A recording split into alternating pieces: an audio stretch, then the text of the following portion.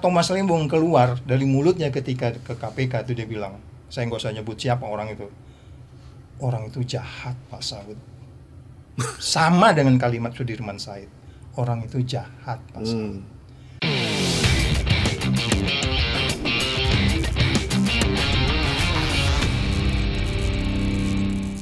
Tapi Bang Saud tadi dalam minyak itu kan pasti ada shipping, lifting, nyewa tangki dan lain-lain. Transportasinya lah pokoknya. Iya.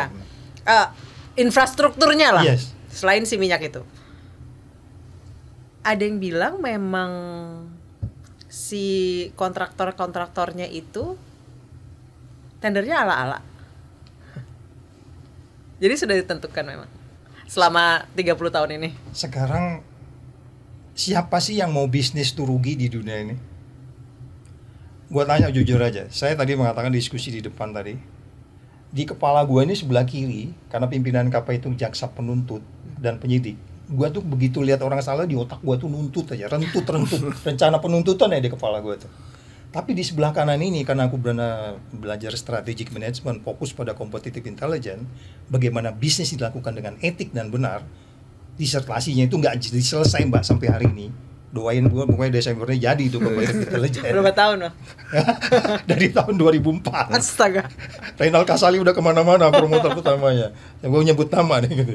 Jadi maksud saya adalah bisnis itu dibuat untuk untung. Sekarang kamu bisa yakin nggak kalau More ini sama keluarganya pindah ke Amerika, dia bakal kena korupsi?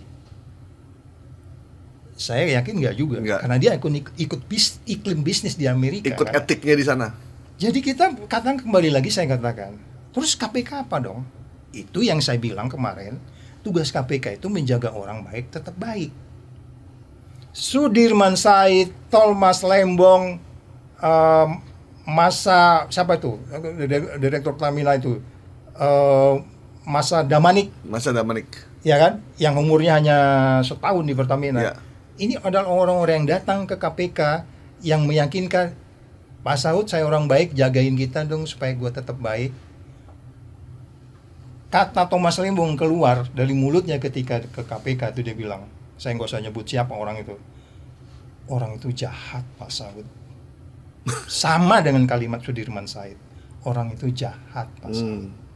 Tujuan kita menjaga orang baik tetap baik itu, kan kita masuk kalau ada peristiwa pidananya Mbak. Nggak mungkin juga dia tinggal di rumah Masa Manik 24 jam. Nggak mungkin juga gue di kantor Thomas Lembong 24 jam. Nggak mungkin juga di kantornya Sudirman Said 24 jam. Gue harus pulang. Dia day by day-nya dia harus berhadapan dengan perilaku jahat ular-ular yang ada di situ. Yang akhirnya Masa Manik hanya bertahan 1 tahun. 4 hari setelah dilantik sebagai direktur Pertamina, dia datang ke KPK. Bahasa saya itu pasrah bongkoan. Please Pak, bantu saya untuk menyelamatkan ini. Oke, kita jaga. Umurnya cuma satu tahun. Jadi apa yang bisa kita simpulkan dari cerita itu? Bahwa bisnis ini memang bisnis lemak nian kalau orang Melayu bilang. Ya kan? Lemak nian kalau orang Melayu. Dan bagaimana kita bisa menjaga ini? Itu yang saya khawatir. Kalau hanya disebut orang hanya pergantian pemain, ya nasib Prabowo akan sama dengan nasib presiden sebelumnya. Siapa? Iya dong. Ya kan kita harus percaya kutukan sumber daya alam dong. Iya. Kita harus percaya kutukan sumber daya alam. Lu jangan main-main dengan alam ini. Oke, Bang. Kan waktu itu laporan dari Australia itu udah keluar terkait Petral. Yep. Nama udah ada. Skema udah terbentuk, namanya udah ada. Kenapa KPK tidak langsung menangkap atau langsung melakukan follow up? Sebenarnya ada satu. Kan selalu strategi. Ada satu yang tapi sampai sekarang belum vonis tuh orang, tapi sebenarnya udah ditersangkakan. Dicek aja namanya, ada satu.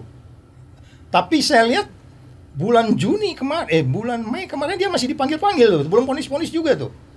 Ada satu nama, yang huruf B lah namanya depannya. Depannya huruf B ya? Ya B, dan namanya udah dipanggil-panggil. Tapi ketika itu kan kita berproses kan biasanya kan.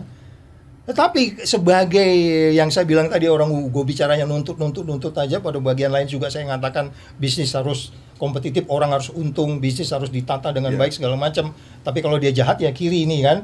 Kalau dia bisnis baik ya sebelah kanan. Kita menjaga orang baik sebagaimana Masa Manik datang ke KPK, kita jaga dia gitu. Tapi kemudian kan sebelah kirinya ini banyak orang jahat gitu. Nah, ketika itu kita sudah melihat bahwa saya yang melihat laporan itu aja gue nggak ragu ini ada sesuatu di sini yang menurut saya dalam bahasa competitive intelligence itu adalah red flag-nya banyak banget, bendera merahnya banyak banget, ya kan? Bendera merah ini yang kemudian kan harus kita jabarin, kita dalemin untuk kemudian ditindaklanjutin. Yang menurut saya bendera merah itu poin-poinnya masih ada, yang itu kalau nggak diselesaikan dengan sustainable, hanya kemudian kelihatan ada orang ngambilin ikan di kolam saya, kolamnya dibiarin kayak begitu, nanti begitu ada orang gua tabokin lagi besok, tapi nggak menjaga kolam ini untuk tetap bersih, ikannya sehat, itu nggak dilakukan seperti itu. Ya kita hanya mengatakan, oh iya ini supaya kelihatan populis aja, ya kan? Sehingga bagaimana ini, saya kemarin dalam satu TV itu bilang sama Iksan Nursi, saya bilang, Mas, ini kita pegang ya, omongan kita malam ini, bahwa ini pengganti pemain. Iya, ini ganti pemain, dia bilang gitu. So what? Jadi penangkapan ini cuma menurut Abang cuma ganti pemain Opera. Saya sependapat dengan Iksan. Dari awal memang begitu, kan udah terbukti. Dipindahkan ya, Petra dibubarin, dipindah jadi ASC di Jakarta, orangnya ikut. Terus kemudian perilakunya berubah. Ya. Yang namanya oplosan, ya, dan kemudian pada bagian lain cara kita membandingkan beberapa pompa bensin merek berbeda itu aja, jangankan cara nuangnya, cara senyumnya orangnya aja beda. Lu benar nggak? Iya. Cara itu gambaran dari apa itu di situ? How can you divine that you are competitive compare than your opponent gitu ya komposisi Anda lah gitu. Gini aja deh Bang, cara menghargai pelanggan setianya aja beda.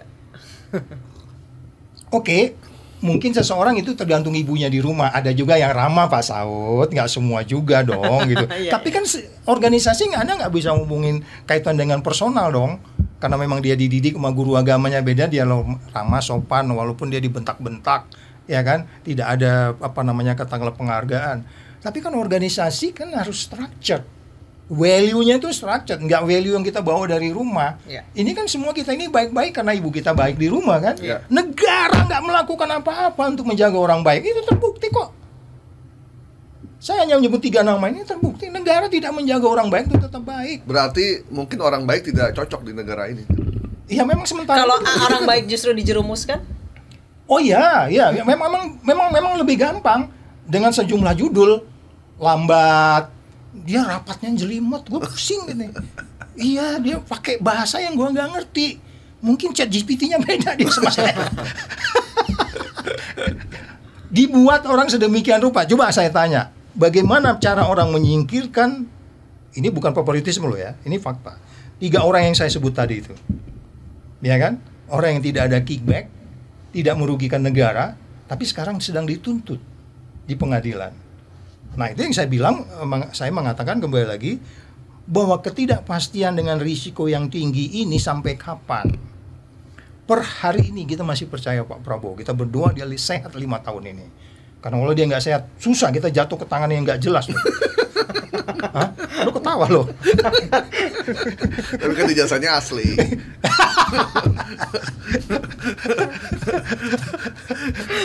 Aduh. Tapi gue waktu ngelamar kerja ada minimal IPK sih. Oke lanjut. Makanya saya nggak mau jadi di rut jadi direksi Bang, bahaya. Kenapa? Apalagi di rut Pertamina. Iya. Bang, mungkin. Saya kan beberapa kali ketemu sama orang-orang Pertamina, termasuk direksi. Banyak orang baik loh di dalamnya. Banyak banget. Teman gue S3 ada 2-3 orang. Jadi orang-orang baik, orang yang dia juga agak deketan dengan sekarang makanya gue bilang jaga orang baik ini susah. Nah iya, gimana? 24 jam bisa jaga dia. Ada beberapa orang baik yang akhirnya jadi direksi, jadi direktur pemasaran. Tapi setelah itu dia larut ya? Terlibat malah. Either itu di situ terjerumuskan mental atau dia asing, gak sih? dipaksa memang harus begitu. Ada yang bilang, lah ini kan bisa saya nyusul aja, kenapa jadi kita keseret-seret? Ya akhirnya kita kembali ke textbook Mbak, bahwa korupsi by greedy, by opportunity, by need, by environment gitu. By system. By system. Jadi terlibat di environment-nya. Di situ aja. Ya, kemudian bagaimana negara bisa menyelesaikan orang yang by greedy atau karena opportunity, karena yang kebutuhan? Oke lah, nggak mungkin lah kalau Pertamina kebutuhan ini kan maksudnya yang dasar-dasar. nggak mungkin juga tiap bulan lu ganti mobil baterai, lu ganti ini gitu kan. Tapi by need ini kan maksudnya itu adalah yang basic tuh ya asuransi apa segala macam. Itu kan mereka udah melebihi, udah lebih dari cukup. Makanya kemarin kan gajian salah satu judulnya yang rombongan pertama itu kan disebut gaji MM-an, tapi ini kan itu yang disorot orang kan begitu kan. Nah, lagi-lagi ya udah ketidakadilannya dibandingkan dengan umpamanya orang kita belum bicara orang di BUMN yang lain loh. Sebenarnya sama-sama di BUMN, kenapa beda gajinya? Ayo, sama-sama BUMN nih, pasti beda kalau BUMN. Beda labanya. Ya, kenapa? Ya itu dia Bang, bisnis minyak tuh jujur aja kaya. Ya. Jadi artinya bahwa kenapa ini berbeda aja itu perlakuan kita untuk kemudian sehingga kemudian opportunity setiap orang untuk melakukan sesuatu itu jadi berbeda. Karena memang dari awal kita sudah memang tidak meletakkan lu pokoknya pegawai negeri di BUMN, mau lu di perkebunan yang katanya lu mungkin bisa nyuri sawit, atau kemudian di Pertamina kamu bisa buka-buka keran dikit-dikit, atau kemudian kalau kamu punya di Telkom kamu bisa main-main di pulsa atau segala macam, atau di bis Damri. Ya, iya kan? Maksud saya gini loh. Bagaimana kita bisa membuat itu sehingga meyakinkan itu yang saya maksudkan tadi adalah kepastian, sehingga korupsi yang memungkinkan karena 4 hal tadi itu bisa kita selesaikan. Ya kan? Jadi kalau memang hanya persoalannya kembali lagi karena opportunity, kita punya sistem. Seruat apapun namanya supply chain di Pertamina itu semua ada alat bantunya. Kalau katakanlah kita mau bikin satu harga di Jakarta sama dengan di Papua, itu kan yang agak bikin Mas Manik agak ruwet ketika itu harga di Jakarta harus sama dengan harga di Papua. Tapi itu bisa diselesaikan. Menjadi ruwet kalau orang punya konflik of interest. Menjadi ruwet ketika kemudian mengurus perusahaan itu seperti ngurus perusahaan milik pribadi. Menjadi ruwet ketika shippingnya harus pakai kapal dari perusahaan ini ya, itu jadi ruwet ya Bang ya. Apalagi kalau umpamanya itu tidak dilakukan dengan tender yang benar, penawaran yang benar kan, sehingga yang saya katakan kembali lagi, salah satu World Competitiveness Index itu bagaimana kita menata persaingan di Indonesia itu termasuk indikator bahwa lu memang korup sebenarnya. World Competitiveness Index memberi kita nilai rendah juga. Cara kita menata persaingan itu loh, gitu. Bang, Pertamina yang dengan beban yang begitu berat ya, jadi bancakan beberapa partai politik atau siapapun yang ingin kaya dari Pertamina itu, dia tetap jadi salah satu 100 perusahaan terkemuka di dunia kan. Berarti menurut Abang untuk menyelamatkan Pertamina salah satunya dengan dia harus go public ya. Dengan melakukan go public, kasih syarat, kalau gue presidennya gue bilang 10 bulan lu lakukan supaya semua orang bisa mengaudit. Nggak sembarangan lu ganti-ganti komisaris yang nggak jelas politik latar belakangnya, nggak punya profesi dan seterusnya. Bukan hanya bagi-bagi ini, tapi kan agak susah nanti nyerang ke beliau juga. Kan kita tahu komisaris itu kayak gimana gitu. Tapi kalau dia mau mulai itu, dia kirim sinyal ke pasar, nih loh gue mulai berubah nih, gue mau adili nih orang-orang, sekarang gue mau masuk ke tata kelola nih, tata kelola yang international wide value gitu ya kan, bahwa sebenarnya bisnis itu harus dilakukan dengan etik bisnis, tata kelola yang baik, transparan, akuntabel, bebas dari konflik kepentingan, fairness, terus kemudian jauh dari perilaku korup. Itu kan standar-standar yang udah ada di buku manapun. Kalau Anda pergi ke Singapura, pergi ke Amerika, ya kan, transparan itu kan sudah sangat jelas, akuntabel itu kan jelas, salah satunya diantaranya yang saya bilang tadi itu. Kalau kita hanya mengharapkan laporan Kordamenta yang dibuat oleh Kordamenta dari Australia, itu BPK juga bisa melakukan itu. Rp1 masuk keluar dia bisa hitung, nggak susah. Tapi ketika konflik of interest-nya tinggi, ya udah. Apalagi kalau kita katakan lagi-lagi ini politik, kan kita tahu di BPK itu kan pimpinannya 9 itu punya latar belakang politik semua kan. Background politik semuanya. Jadi gimana dong? It's all about politik.